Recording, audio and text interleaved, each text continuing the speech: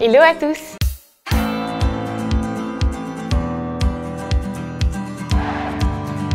Aujourd'hui, je vais vous présenter plusieurs raccords que les pompiers utilisent à travers le monde. Des raccords? Mais c'est quoi? Un raccord, c'est ce qui est utilisé par les pompiers afin de raccorder des équipements entre eux. Par exemple, une lance et un tuyau ou deux tuyaux ensemble. Chaque pays en possède des différents. Pourquoi s'embêter avec des formes différentes si on envoie tous la même eau? Pourquoi?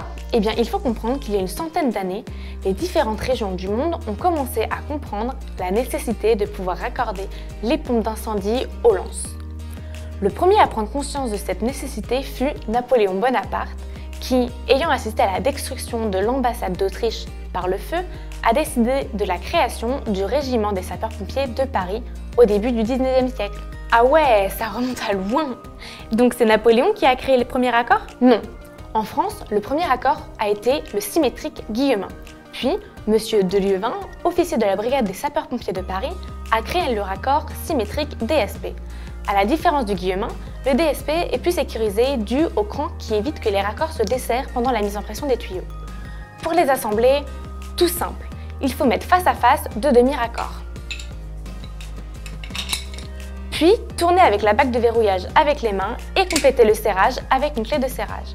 Le raccord DSP est plus étanche car à la différence de son prédécesseur, le guillemin, il utilise des joints à lèvres et non de simples joints plats. Lors du serrage avec les clés, le joint vient se déformer sur celui d'en face, créant ainsi une très bonne étanchéité. Il existe différentes tailles de ce raccord afin de s'adapter aux besoins. Et bah dis donc, pratique! Et oui, sans raccord, difficile d'avoir un équipement optimal. Chaque pays possède son raccord différent. Par exemple, en Allemagne, le raccord standard est le Storz.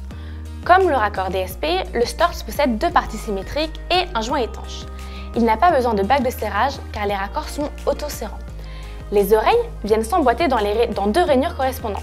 Des clés de serrage sont nécessaires pour l'assemblage des deux parties. L'Allemagne n'est pas le seul pays où ce raccord est présent. Il est aussi utilisé en Suisse, Europe de l'Est et au Proche-Orient. Sa facilité d'utilisation en a convaincu plus d'un. Et tous les raccords sont symétriques? Non. Il existe aussi des raccords asymétriques avec une partie mâle et une partie femelle. Cela cependant nous oblige à avoir deux pièces différentes l'une de l'autre. Mâle et femelle? Oui, les deux parties s'assemblent pour assurer l'étanchéité du raccord. Et c'est quoi ce dernier raccord devant toi? Celui-ci est un raccord instantaneous. On l'utilise essentiellement au Royaume-Uni. Ce raccord fonctionne avec un clip sur ressort qui vient bloquer une griffe dans une gorge. L'assemblage se fait instantanément, d'où son appellation. Ainsi, le raccord est étanche. Pour séparer les parties, il faut activer la poignée comme ceci. Ainsi, cela activera le ressort à l'intérieur qui viendra ressortir la griffe de la gorge. Ah oui, donc en fonction du pays, les raccords sont vraiment différents. Et oui, chaque pays répond à des normes différentes, même si, au fil du temps, des normes internationales voient le jour afin de standardiser certaines règles que chacun se doit de respecter pour la sécurité de tous. La vidéo d'aujourd'hui est déjà finie. N'oubliez pas de vous abonner pour ne louper aucune de nos vidéos. Sur ce, à la semaine prochaine!